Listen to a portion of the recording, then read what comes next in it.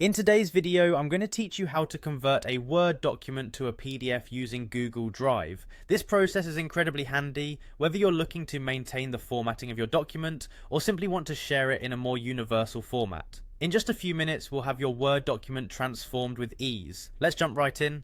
First, you'll want to head over to Google Drive. Open your web browser and go to the Google Drive homepage.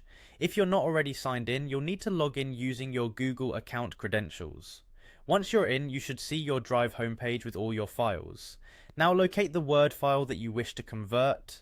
Simply navigate through your Drive until you find it in your list of documents. Once you've located your file, go ahead and double click on it. Don't worry if the document opens in Google Docs, that's exactly what we want. Google Docs will allow you to convert it to a PDF. With your document open in Google Docs, focus your attention on the top menu. You're going to click on the word File, located in the upper left-hand corner. This opens a drop-down menu, which contains various options for handling your document. Next, in that drop-down menu, look for the Download option. Clicking on it will reveal another submenu with various file formats available for your document. This submenu is where you'll find the magic link to converting your document. In the submenu under Download, you'll see an option listed as PDF document with the file extension .pdf. Click on this option. This action instructs Google Docs to convert your currently open document directly into the PDF format.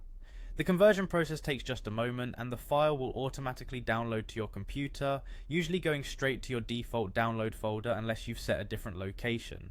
And there you have it, your Word document is now converted to a PDF file ready for you to use.